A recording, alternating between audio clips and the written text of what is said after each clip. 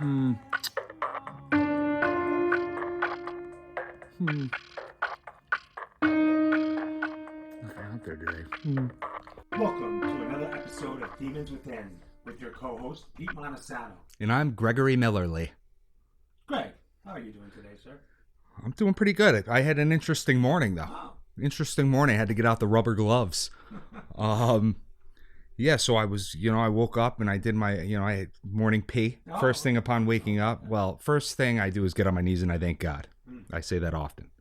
And I thank him for waking me up. But this time, when he woke me up, I really had to go to the bathroom. So I went and I was peeing. And I was like half asleep, eyes half open. And midstream, a spider came down from the ceiling and it startled me. And I shot to the side as like an instinctual reaction and I peed on the wall because the wiener followed my body movement and I sprayed it down. So I had to, I had to clean that up. So that was an interesting addition to my morning routine today, cleaning up the wall of my pee. For some reason, that reminded me of something about Mary when he zips up his balls above his dick. Thankfully, that didn't happen because that sounds very traumatic, and I think we both have enough trauma. Oh, yeah. I would agree. But the spider itself, actually, it kind of reminded me about. It's like this topic of this episode, we're going to be talking about pets and mental health and how beneficial they can be. But I remember when I lived in Queens for a while, there was a spider that I saw in the corner of my apartment. And like I just left it there. It never moved. So it became my pet spider, even though it never moved. And I started calling him Craig. So it was Greg and Craig, the Spider King. Good times. But yeah, so today, like I said, we're going to be talking about pets, and our pets specifically, our dogs. Who doesn't like dogs? If you meet a person and they're like, I don't like dogs, I immediately put them on my mental pre-crime list. Like, I'm watching you. I'm keeping my eye on you. But yeah, in my book, Demons Within, coming soon or out now if it's September and you're watching this, there's a dog named Monkey Toy who is based on a dog that I used to have. And the dog's name was Chunk. And everybody used to call him Chunky Boy. And I used to just call him Monkey Toy because I always had to be different. Yeah. Yeah, so I have a dog as well. Shout out to Delilah. Lila. Great dog. I mean, the dog has definitely helped me with my anxiety, depression, loneliness. But at the start, when I first had the dog, I didn't feel any love towards it whatsoever. And that's just my numbness. That's just I hate saying it every episode of my PTSD. But it prevents me from showing true emotion. Yeah. And over time, I let the dog in. And now I love her more than anything. Yeah, that's actually that's a pretty good barometer. Too big of a word for me. It's a pretty good barometer. It's like a meteorology instrument. I actually don't know what it does either. I just know it's a phrase. But I think it's for sort of gauging a level of something, and I think it's a good barometer to know this current state you're in. If you really can't feel love for a dog, then you need to do some work, Yeah. I mean, when I was growing up, I had a dog named Tyler who I called Teety Pup. Little Teety Pup. He was a little long-haired miniature dachshund. He was a little wiener dog. He was awesome. Actually, until I descended into, terrible alcoholism, which I cried often. And now I'm okay crying. I shed a tear of joy when my brother and his wife had a baby. And now I'm okay with it. But previously I was so hardened to things that I used to only say I cried like twice. And in my early adulthood, and the one time was when the Giants won the Super Bowl in 2007, and the other time was when my dog died. When my dog died, I cried for like 3 days straight. I was like, it was the most devastating thing ever. It's just a little pup. Just a little old pup.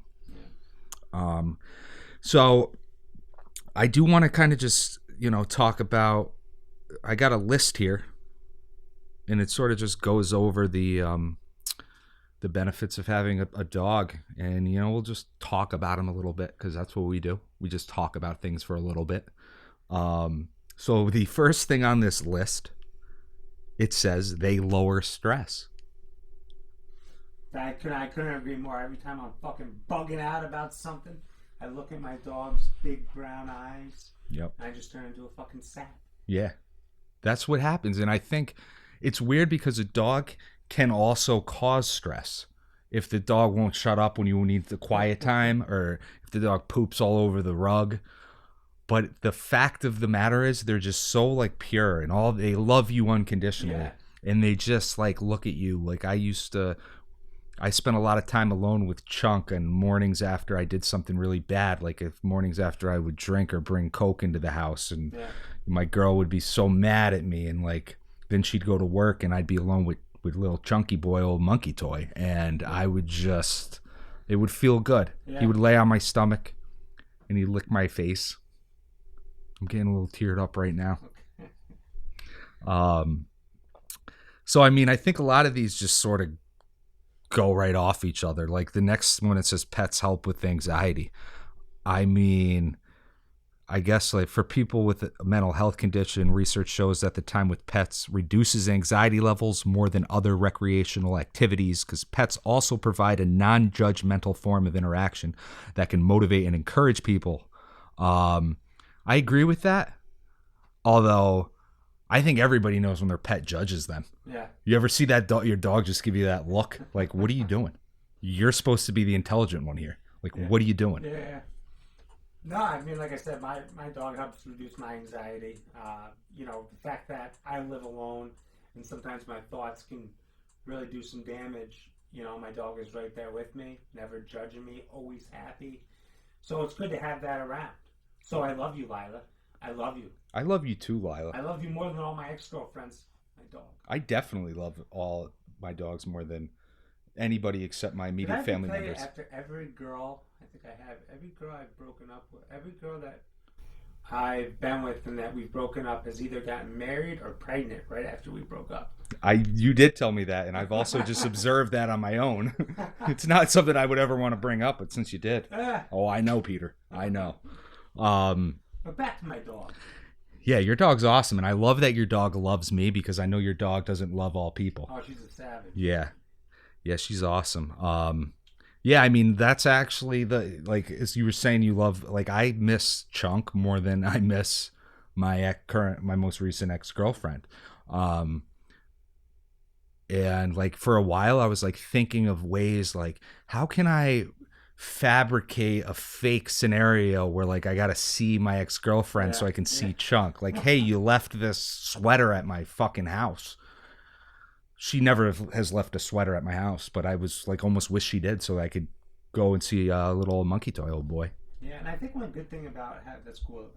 But one thing that's cool about having a pet, I'm big on routine. I have to have something to do. Yeah. So, especially if you're depressed or you're severely anxious, just the fact that your dog needs to go for walks, and you take him out, you exercise, you get out in the air, it really helps. Yeah. Having that routine. Yeah. So important. Just the walks, all that stuff, and just having to sort of another living creature's depending on you for survival. That's a huge thing. Oh, Lila. Hey there, Delilah. Won't you come up to my apartment? Okay. That's all I got. That's all I got.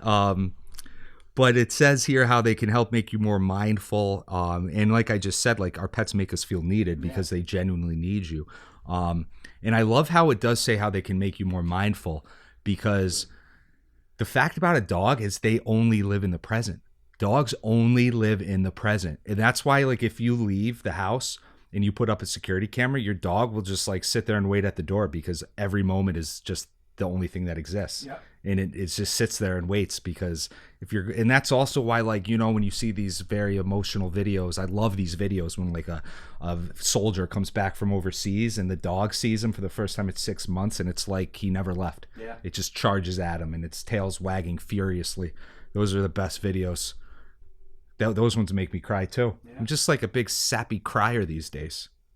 Yeah, and just being mindful in general, having a dog, just stuff around the house, cleaning up, Yeah. One of the problems with when you're depressed, you don't do anything or move around. So a dog can help you clean up your apartment, make everything neat. Yeah. Me, I'm just a fucking slob, so having a dog is amazing. Job the slob. Job the slob. Slobbing, jobbing. Job. Slobbing, jobbing, slobbery, jobberly. He's jabbing, he's jobbing, he's jumping, he's jaffing. Yeah, and it says here dogs or pets are great listeners. I mean, biologically speaking, they can hear a lot better than us. So that's certainly true. Yeah. But they also, like, I talk to my dog all the time. I talk to your dog all the time. I love talking to dogs. Dogs can't tell your secrets. No, they can't. Unless your secret is bark. I'm just so funny. Number 4, pets help reduce the effects of depression. Yeah. I think I just already touched on that. Yeah, I think a lot of these kind of bleed over into each other because it's like most things that help with anxiety also help with depression, you know. Oh, did I actually went back. You said pets are great listeners. I went back to all the way to number 4. Well, I was kind of jumping around. Okay. I was jumping around like a happy dog on a Sunday afternoon. It's confusing the job. It's okay, Job. Okay. Job. Jabbing and jabbing. I like the last one. Pets make us feel happy. Yeah, me too. They really do. They're always in the present moment. Yeah, and they're always so happy to see you. Yeah. There's no better feeling when somebody that you, first of all, I think it's there's no better feeling when somebody you love or somebody you like a lot is so happy to see you. Like if somebody that I don't like is happy to see me, I'm like, what's this guy? Yeah. Like, come on, guy. Why are you so happy to see me? But like a dog is always happy to see you. And that just their happiness is so contagious. Mm-hmm. Their happiness is so contagious. And they're like the one of the only creatures that I know that literally has like a thing that like their tail wagging. Yeah. Imagine if humans had tails and when we got happy or anything, our tails would just wag like crazy. Like we're all walking around wagging. Like you couldn't stand next to people. Yeah. Your tails would be clashing like swords. You'd be sword fighting. I mean, well, I guess I was gonna say guys kind of do have tails in the front, and when we get excited, they do react.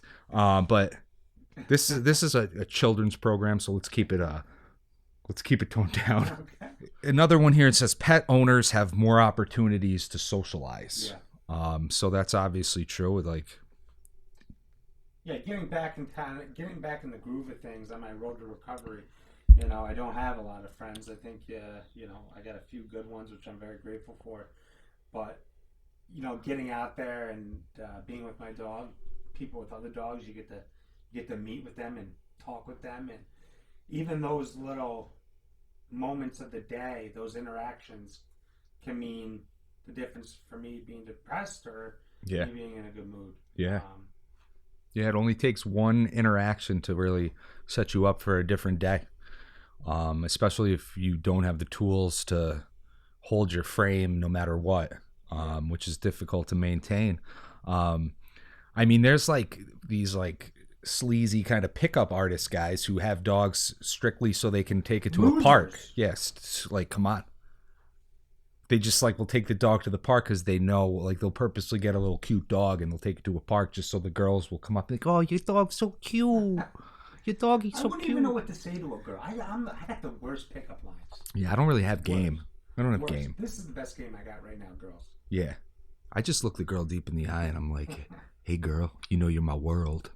You want to pet my dog? My dog is my dick. Lila doesn't let anyone pet her. She's actually the exact opposite of a chick magnet. If she doesn't know you, she don't like you. She don't like you. She does not discriminate against anyone. She doesn't discriminate against man, woman, black, white, old, young. Kind of like alcohol. Yeah. Kind of like addiction. Yeah. Doesn't discriminate. Big facts. So I guess the moral of this story is that pets are like alcohol and addiction. I love it. I love this podcast. Am I screaming? No, you're good. I'm very excited. So yeah, I mean, I guess that's a wrap for this episode. Yeah, I think that's a wrap for this episode. Is that what you just said? Yeah. Yeah. Shout out to my dog. Shout out to Lila. Shout out to Chunk, a.k.a. Monkey Toy. Shout out to all the dogs out there. Cats are good, too. I'm not a cat guy. Cats always look at me like they're plotting my demise, so I've never really... Yeah, cats... Yeah, cats can be kind of vicious, too, which I respect, though. I respect that they're their own people. Yeah. Oh, and shout out to... TD Pup up in doggy heaven, just running around his backyard heaven on the clouds, pooping and eating his own dumps because that's what he used to do. And again, respect you is job. Monkey dog, I'm gonna miss you so much when I'm at work. Kiss. Monkey dog, I'm gonna miss you so very much when I'm at work. I love you so much, I'm gonna miss you so much, and I'm gonna miss you so much. That's 3 times I'm missing her so much. Kiss me on her head. Let me get a kiss. Kiss. Okay, monkey dog, see you later.